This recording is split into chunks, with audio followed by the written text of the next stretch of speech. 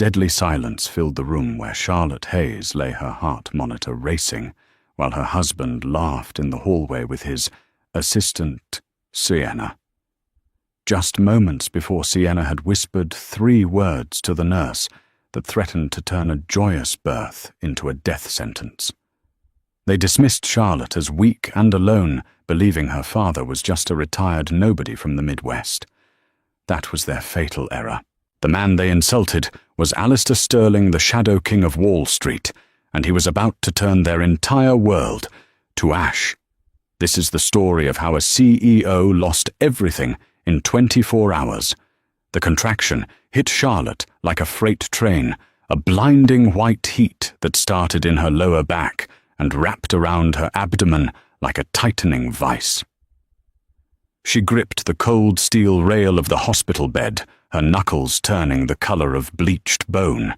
"Ethan." She gasped, her voice barely a whisper.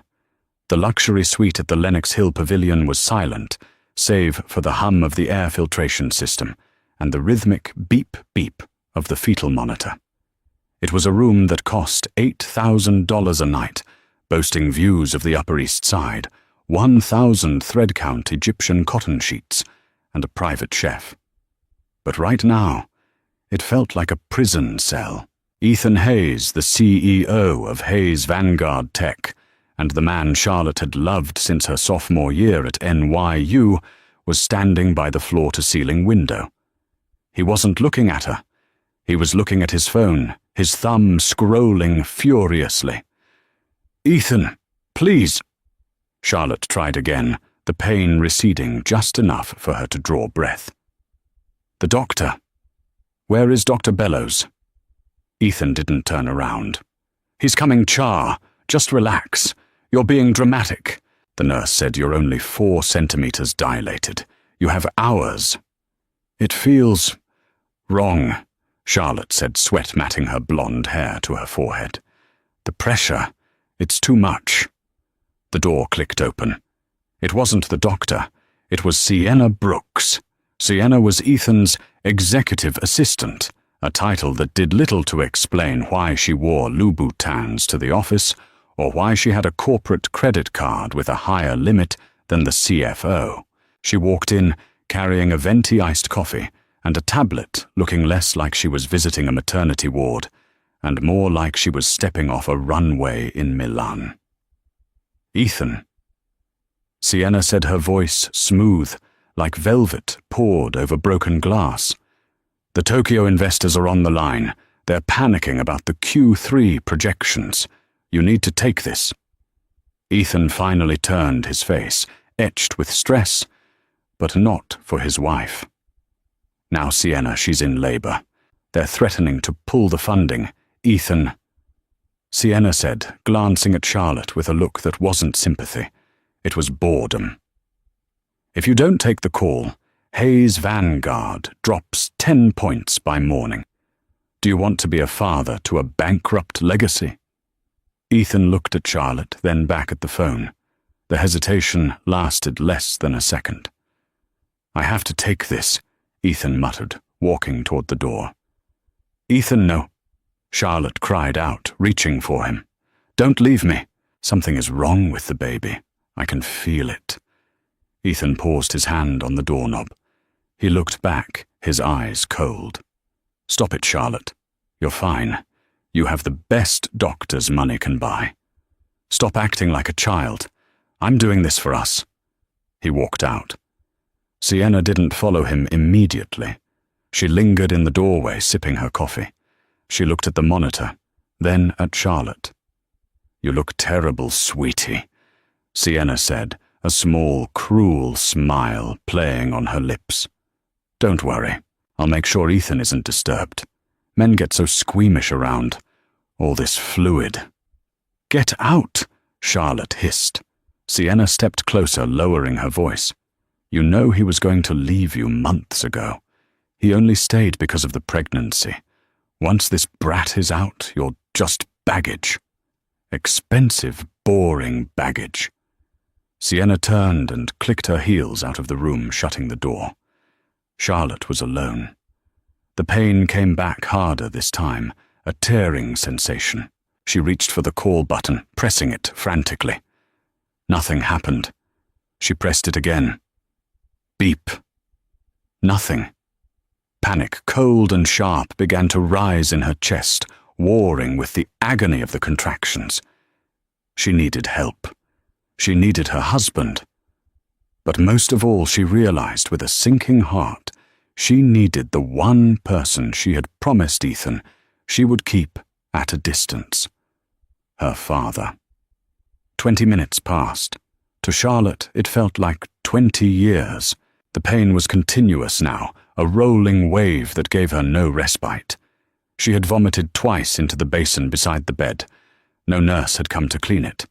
The monitor showing the baby's heart rate was making a sound that Charlotte didn't recognize, a erratic, skipping rhythm. Finally the door opened. A nurse bustled in. It wasn't the kind, older woman from the morning shift. This was a new nurse, severe-looking with a name tag that read, Nurse Ratched No. That was her imagination. The tag read, Nurse Holloway. "About time," Charlotte gasped. "The button. It's not working. And the baby. The heart rate." Nurse Holloway didn't look at the monitor. She walked over to the IV drip. "Mr. Hayes asked us not to disturb him. Mrs. Hayes. He said you were having an anxiety episode and needed to calm down." "Anxiety?" Charlotte screamed, clutching her stomach. "I am in labor. Check the monitor." Holloway glanced at the screen dismissively. "It's within normal range. You're hyperventilating. That distresses the fetus." She injected something into the IV port. "What is that?" Charlotte asked, her vision blurring slightly. "Is that the epidural?" "It's a sedative," Holloway said coolly. "Mr. Hayes and Miss Brooks suggested you were becoming hysterical. This will help you sleep until the doctor is ready." "No." Charlotte tried to pull her arm back, but her limbs felt heavy. "I don't need sleep, I need to push. The baby is coming. Doctor, Bellows is in surgery." Holloway lied smoothly. She adjusted the sheets roughly, shoving Charlotte's legs back into position. "He will be here in an hour. Until then, you wait." As the drug hit her system, Charlotte's mind began to swim. But through the haze, she heard the door open again. It was Sienna's voice, whispering in the hallway. The door was cracked open just an inch. "Yes, keep her under," Sienna was saying. "If the birth is complicated, Ethan will be too distraught to focus on the prenup renegotiation. If the baby has issues, even better. It keeps him dependent on the company, and the company depends on me." "And the payout?" Nurse Holloway's voice. "Wire transfer is already done. Just make sure Dr. Bellows is delayed by traffic. Let nature take its course. A distressed birth is a tragedy, not a crime." The door clicked shut. The horror of it cut through the sedative like a knife. They weren't just neglecting her. They were sabotaging the birth. They were risking her life and her child's life for leverage, for money. Ethan wasn't just busy. He was complicit, or at least willfully blind. Charlotte's phone was on the bedside table buzzing. It was a text from Ethan. "Meeting going late. Sienna says you're resting. Love you." She stared at the screen. Her fingers felt like sausages, numb and clumsy. She couldn't call 911. The hospital would just tell the police she was a medicated patient. She needed power. She needed force. She scrolled past Ethan's name, past her friends from the country club who would just offer thoughts and prayers. She stopped at a contact, simply labeled Dad. Ethan hated him. Ethan called him the mechanic. He thought Alistair Sterling was a simple man who fixed cars in Ohio and lived off a meager pension. Charlotte had let Ethan believe that. It was easier than explaining the truth that Alistair had left the mechanic life 40 years ago to found Sterling BlackRock, a private equity firm that owned half the infrastructure of the Western Hemisphere. Charlotte had walked away from the money to live a normal life with Ethan. She wanted to be loved for herself, not her billions. But now normal was getting her killed. She hit the call button. It rang once. Charlie. The voice was deep, gravelly, and instantly alert. Alistair never sounded sleepy, even though it was 2:00 a.m. in Zurich. Dad. Charlotte sobbed, her voice slurring from the sedative. They're hurting me. Ethan. Sienna. The baby. Where are you? The voice changed. The warmth vanished, replaced by the cold, metallic precision of a weapon being loaded.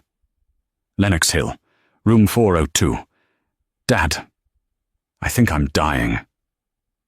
Listen to me, Charlotte, Alistair said. Put the phone on your chest. Do not close your eyes. I am in Teterboro. I landed 20 minutes ago for a board meeting. I am coming. They drugged me. Who? Nurse. Holloway. Sienna. Paid her.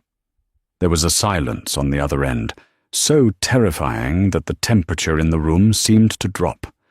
Charlotte, Alistair said softly. Hold on. Daddy's coming, and God help them when I get there. The line went dead. In the hallway, Ethan Hayes was pacing. He had just closed the deal with Tokyo, saving his company's stock. He felt a rush of adrenaline. He was a master of the universe. You did great, Tiger, Sienna purred, handing him a fresh coffee. She brushed a piece of lint off his bespoke Armani suit. See, I told you she'd be fine. Holloway says she's sleeping like a baby. I should check on her, Ethan said, glancing at the door. Don't wake her, Sienna warned. You know how hormonal she gets. Just let her rest. Dr. Bellows will be here soon.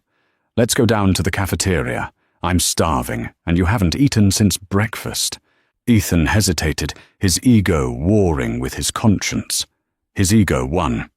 Yeah, okay. Just a quick bite. They walked toward the elevators.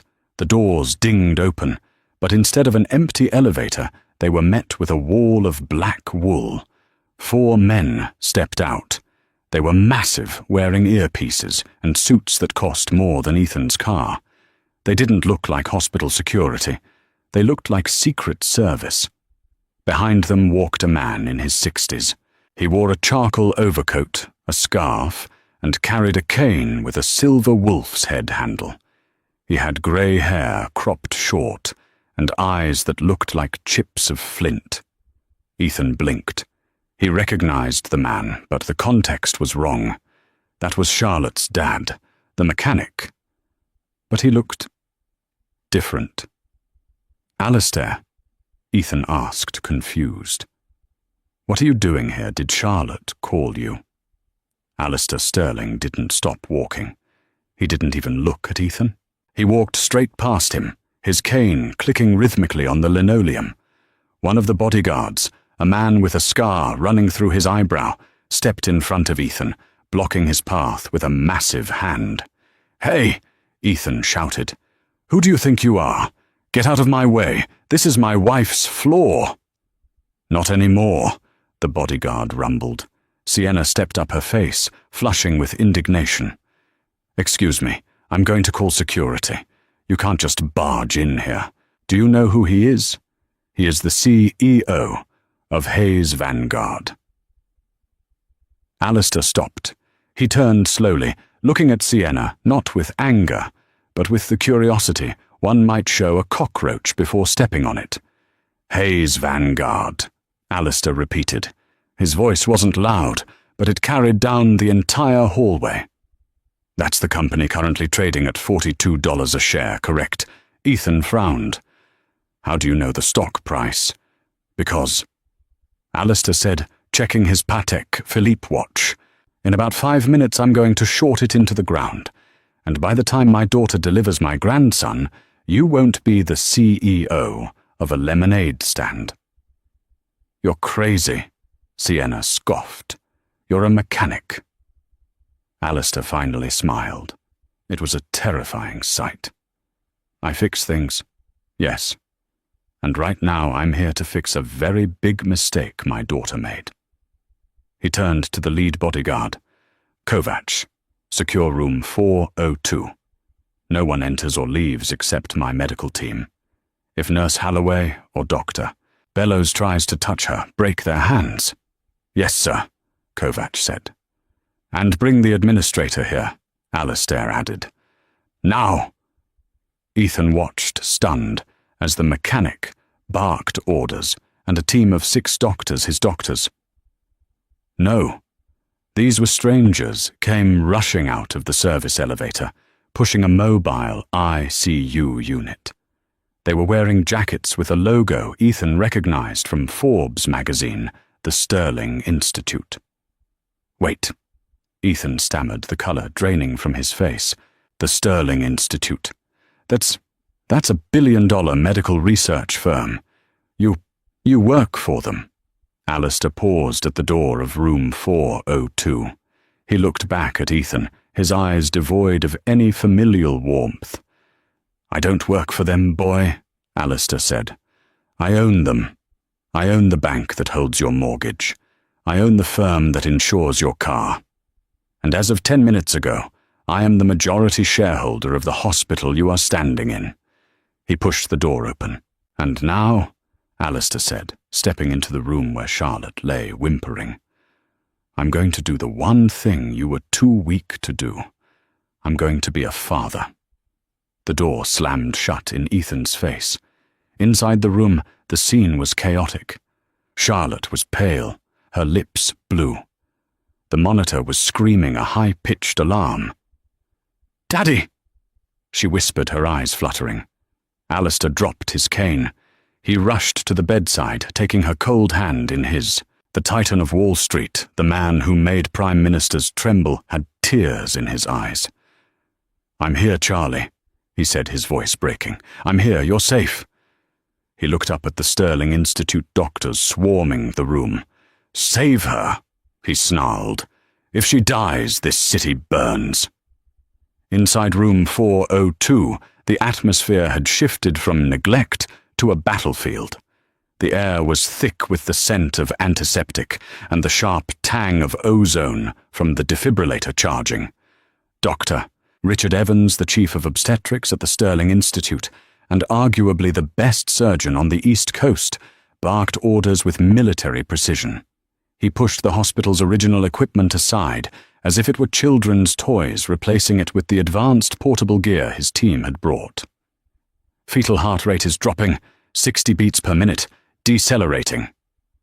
A nurse shouted, her eyes glued to the new monitor. Cord compression is likely. She's not dilating. Doctor, Evans said, checking Charlotte. He looked at the IV bag hanging on the stand, the one Nurse Holloway had set up. He frowned, ripping the bag off the hook and handing it to a colleague. Test this. Now. It smells like a cocktail. Alistair stood in the corner, out of the way, but radiating a terrifying intensity. He held Charlotte's hand until the moment they had to scrub in for the emergency C-section. Daddy, Charlotte murmured, her eyes rolling back. Don't let them. Take the baby. I am the guard dog, Charlie, Alistair whispered, kissing her sweat-slicked forehead. Sleep now. When you wake up, the nightmare will be over. As the anesthesia took hold and Charlotte went limp, Alistair turned his attention to the only other person in the room who wasn't part of his team. Nurse Holloway was pressed against the wall, her face the color of ash. She had tried to leave when the Sterling team burst in, but Kovacs, the scarred bodyguard, had simply locked the door and stood in front of it. Alistair walked over to her. He didn't yell. He didn't raise a hand. He simply leaned in, close his voice, a low rumble that vibrated in her chest. My doctors are currently analyzing that IV bag, Alistair said. If they find anything other than standard saline and approved medication, if they find sedatives meant to suppress labor or Pitocin levels high enough to cause uterine rupture. Do you know what happens to you? Holloway trembled. I was just following orders. Dr. Bellows. Dr. Bellows isn't here. Alistair cut her off. You are. And in the state of New York, attempted manslaughter of an unborn child carries a sentence of up to 25 years. But that's if you go to prison. He paused, letting the silence stretch. If my daughter or my grandson dies, Alistair continued, you won't make it to the police station. Do you understand me? Holloway broke. The facade of the stern, uncaring nurse shattered, revealing a terrified woman who had gambled her career for a bribe she would never spend. It was Sienna. Holloway sobbed, sliding down the wall. She paid me $10,000 cash. She said if the baby had complications, Ethan would get a payout from the insurance policy on the fetus. She wanted the baby to suffer oxygen deprivation, just enough to be managed. Not dead, just damaged. Alistair's face went rigid. It was a monstrous plan. Keep the child alive, but dependent, forcing Ethan to stay in the marriage for appearances, while draining the family trust for medical care, money Sienna likely planned to siphon off. Kovacs, Alistair said, turning his back on the sobbing woman. Record her confession. Get the police commissioner on the line.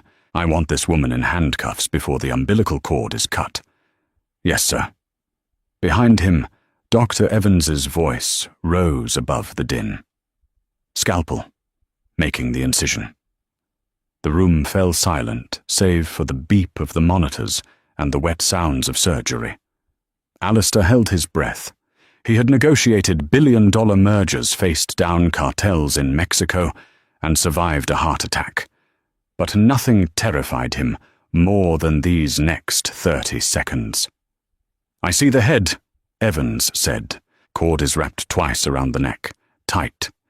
Scissors. A snip. A pause. Baby is out. Silence. The baby wasn't crying. Alistair's heart stopped. He stepped forward, his knuckles white on his cane. Why isn't he crying? Suction, Evans commanded. Stimulating.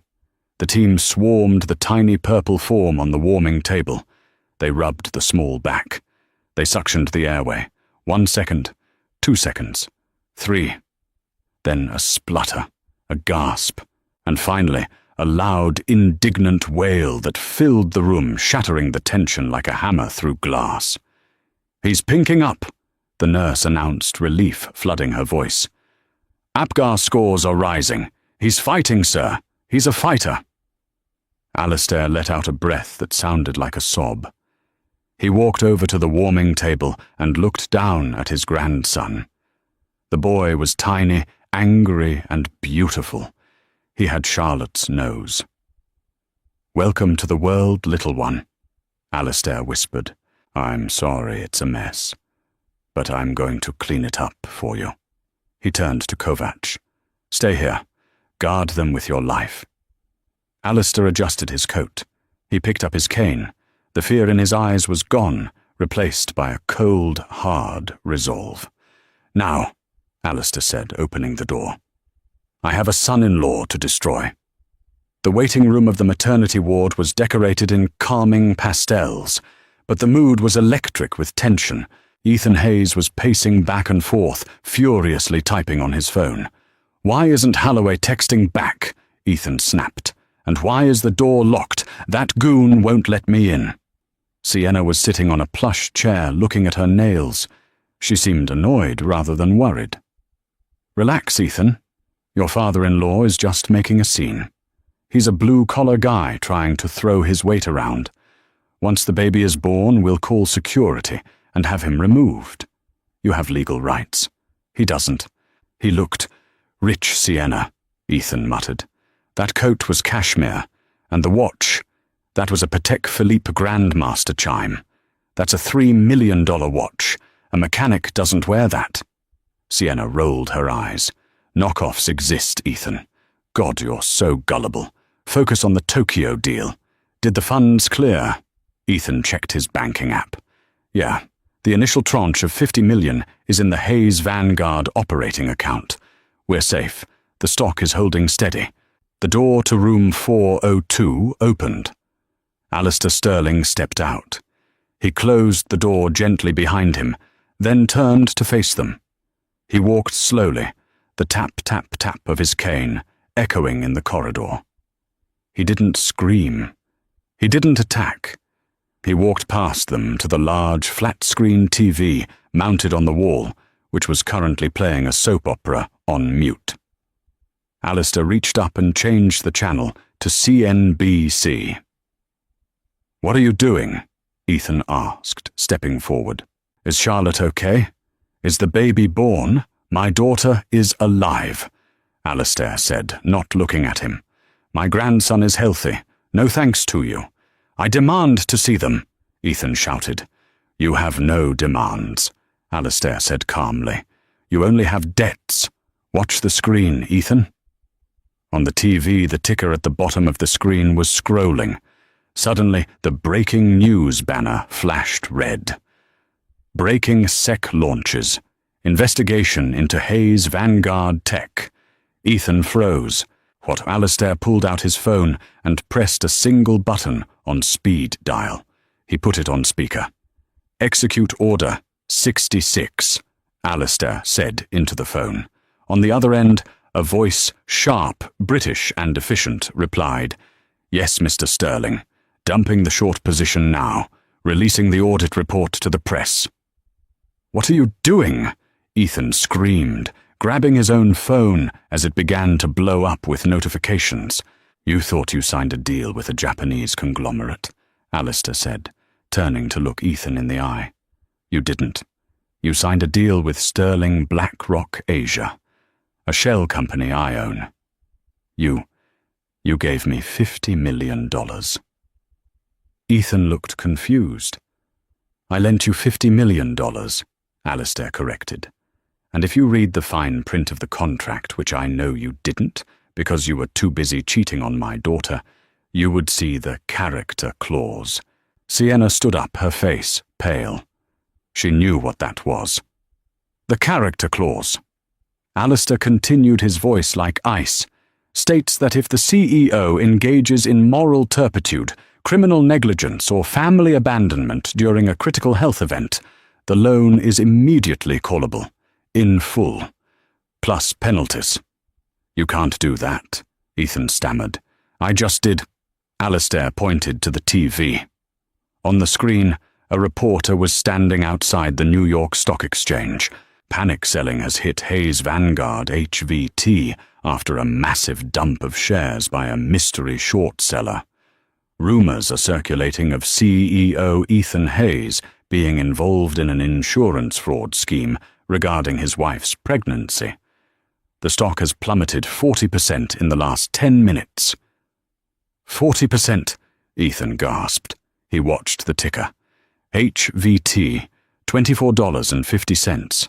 $21, $18.25. It was free-falling. "My team is also releasing the audio recording of Nurse Holloway's confession to the board of directors right now," Alistair said pleasantly. "She implicated you, Sienna, and by extension, you, Ethan, for creating a hostile environment." Ethan's phone rang. It was the chairman of his board. "Answer it," Alistair goaded. Ethan put the phone to his ear, his hand shaking. "Hello, Marcus." "Ethan, what the hell is going on?" Marcus screamed through the phone. "The SEC is raiding the downtown office. The stock is in the toilet. And we just got a recording of your assistant bribing a nurse."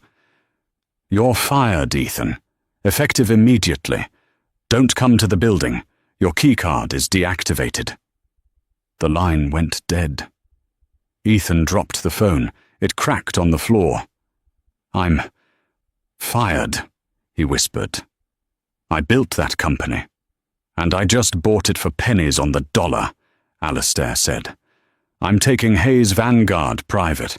I'll strip it for parts, keep the patents, and fire everyone who ever covered for you." Alistair took a step closer to Sienna. "And you," he said. Sienna wasn't looking at Ethan anymore.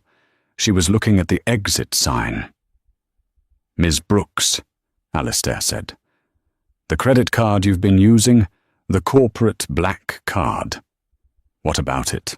Sienna snapped, trying to regain her composure. "It's under the company name." "Actually, since I just acquired the debt of the company, I did a quick audit.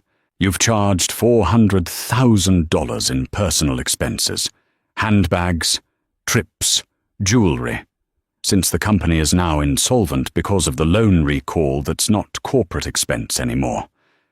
That's embezzlement." 2 police officers turned the corner of the hallway. They weren't coming for Holloway this time. They were walking straight toward Sienna.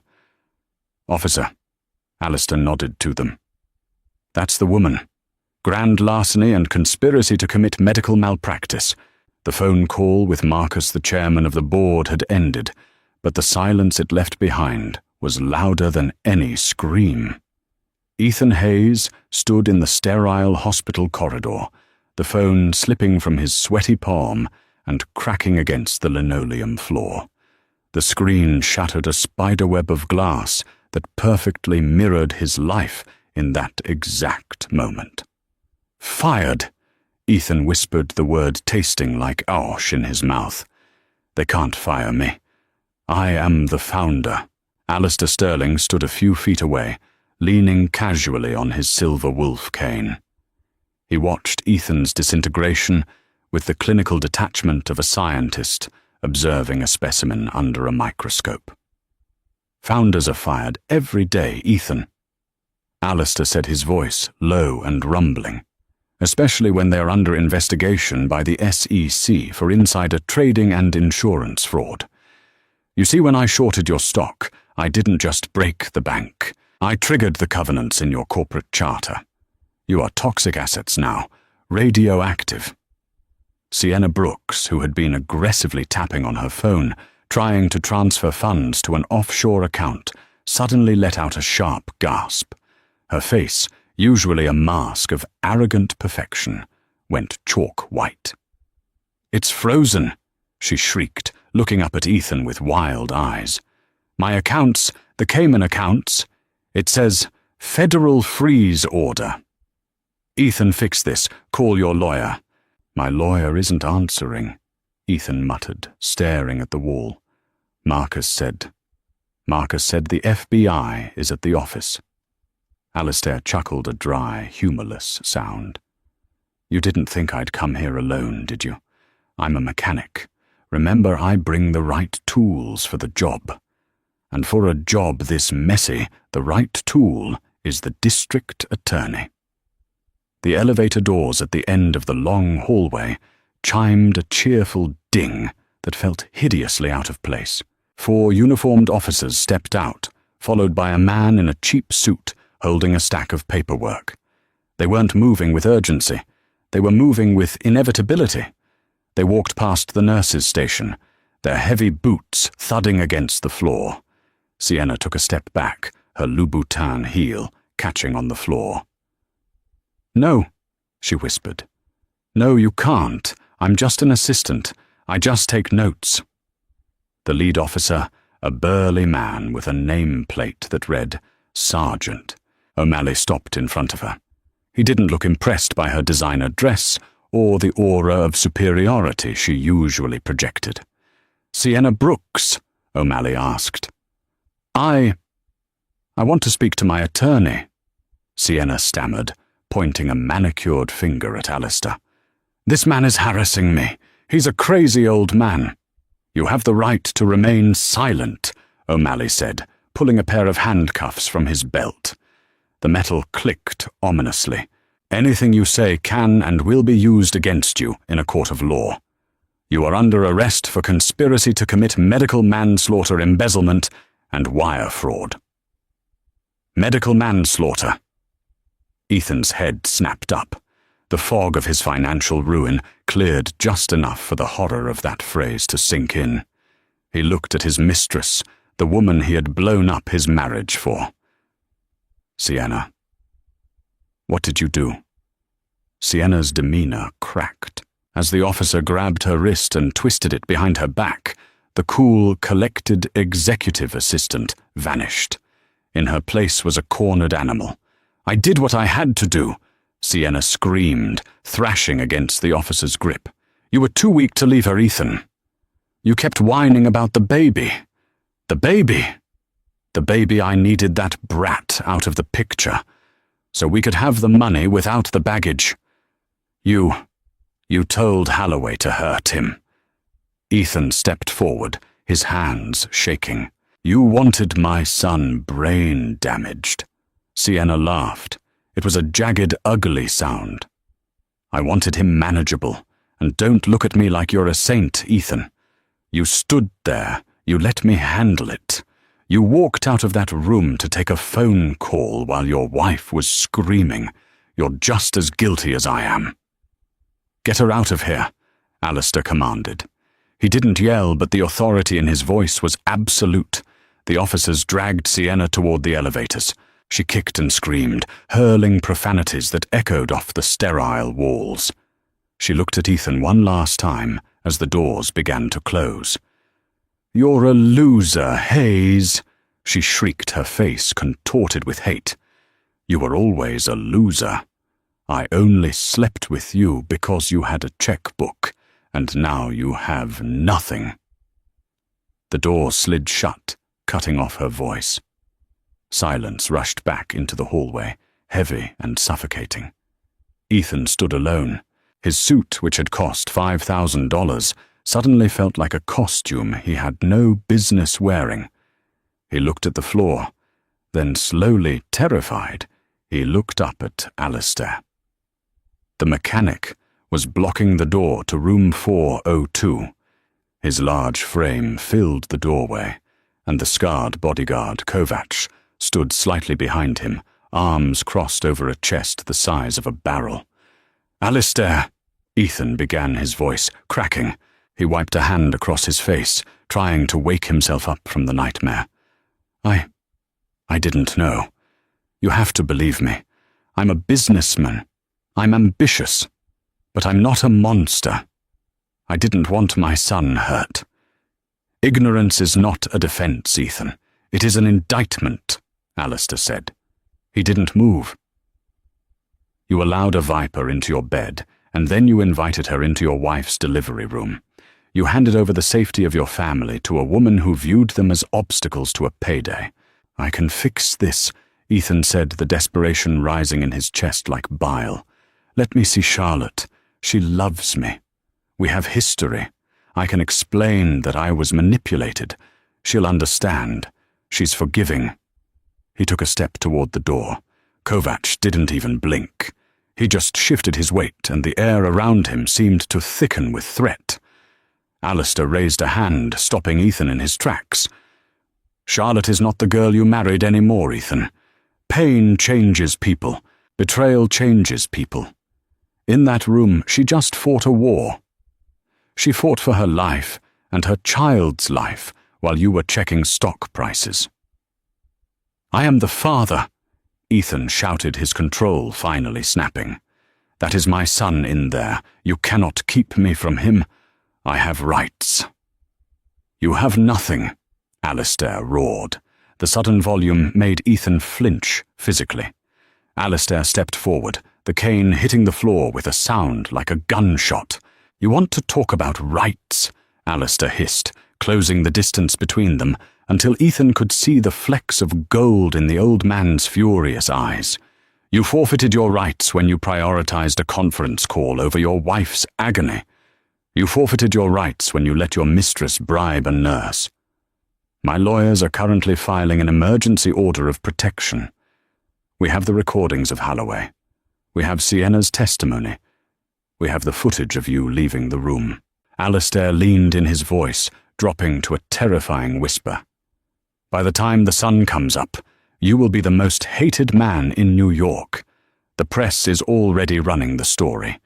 The CEO who sold his family. If you step foot in a courtroom, No judge will give you visitation. They will give you a restraining order." Ethan collapsed. His leg simply gave out, and he slid down the wall to the floor, burying his head in his hands. "I have nothing left," he sobbed. "The company is gone. My money is seized. My house, the mortgage. The bank will foreclose on the penthouse by Monday," Alistair confirmed coldly. "I own the bank. Remember, I've already instructed them to expedite the eviction." Ethan looked up, tears streaming down his face. Why are you doing this? You're supposed to be a simple guy from Ohio. You're supposed to be a mechanic." Alistair straightened his coat. He looked down at the broken man with a mixture of pity and disgust. "I am a mechanic, Ethan. I fix things that are broken, and I remove parts that are defective." Alistair tapped the tip of his cane against Ethan's shoe. "You are a defective part. You compromise the integrity of the machine, so I am scrapping you." Alistair turned his back on him. "Kovac, escort Mr. Hayes to the exit. If he resists, you have my permission to be creative." "My pleasure, sir," Kovac rumbled. Ethan didn't resist. He didn't have the strength. He allowed the bodyguard to haul him to his feet and shove him toward the elevators. As the doors opened, Ethan looked back one last time at the closed door of room 402. He realized with a sickening jolt that he would never see what was behind it.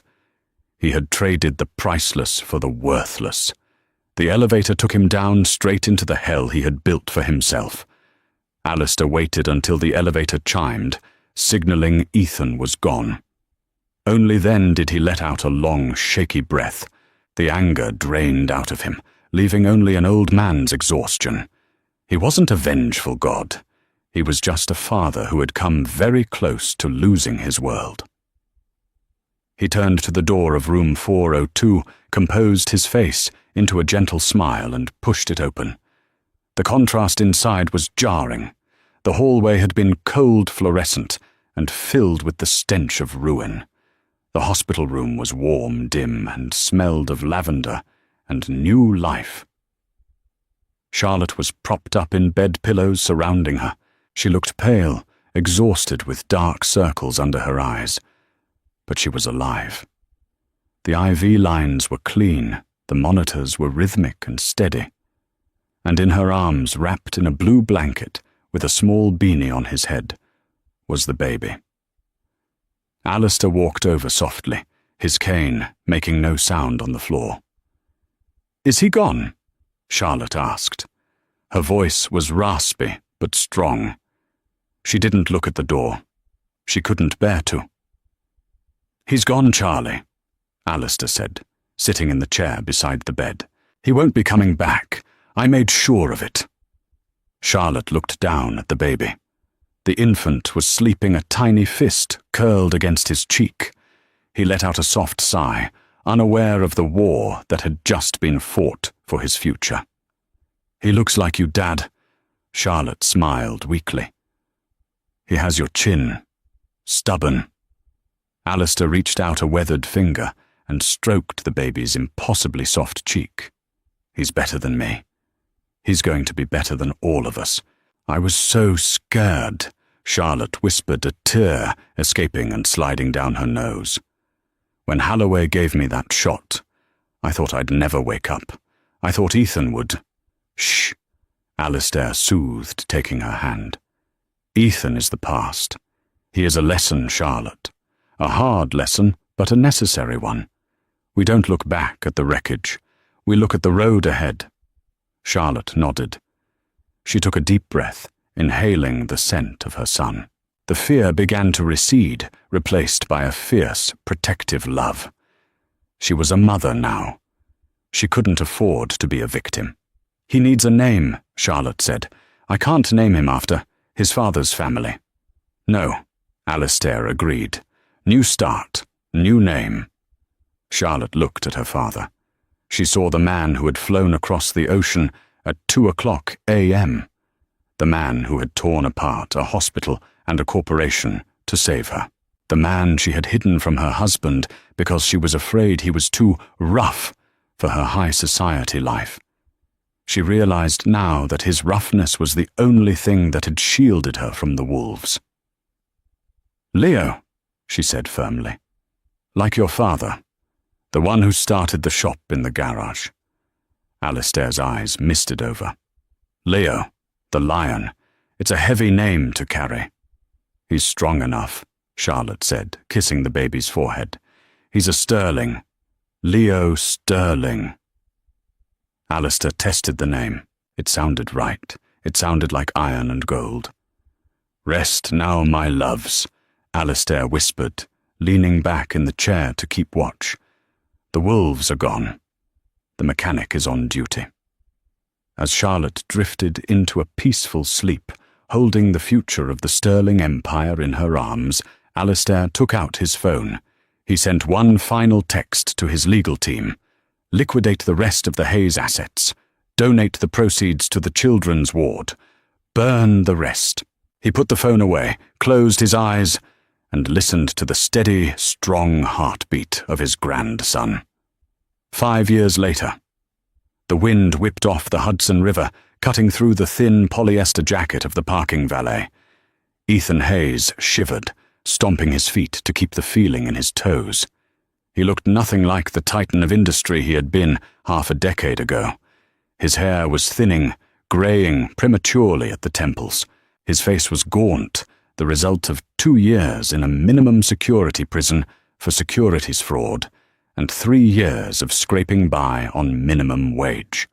He worked at the Gilded Lily, one of Manhattan's most exclusive event venues. Tonight was the New York Future Foundation Gala. The irony wasn't lost on him. 5 years ago, he would have been sitting at the head table, pledging a tax-deductible $1 million. Tonight, he was parking the cars of the men who used to work for him. "Hey, new guy," the valet manager shouted. "Wake up. We got a VIP arrival, a Rolls-Royce Phantom. Don't scratch it, or it's your life." Ethan nodded, keeping his head down. "Yes, boss." The sleek black car pulled up to the curb. It was a custom Phantom, the spirit of ecstasy on the hood gleaming in gold. Ethan rushed to the passenger door, practicing the subservient smile he had forced himself to learn. He opened the door. A woman stepped out. She wore a dress of emerald silk that hugged a figure that was stronger and more confident than he remembered. Her blonde hair was swept up in an intricate braid, revealing diamond earrings that caught the paparazzi's flashbulbs. Ethan froze. The handle of the door felt slippery in his sweating palm. It was Charlotte. She didn't look at the valet. She turned back to the car, extending a hand. "Come on, Leo. Watch your step, darling."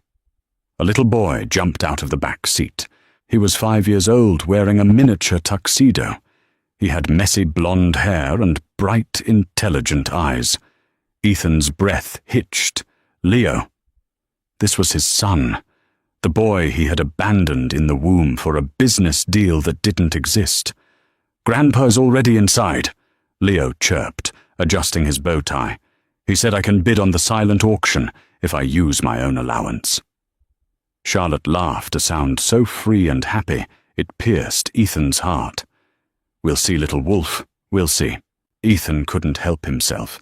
The grief and regret that had been eating him alive for 1,800 days boiled over.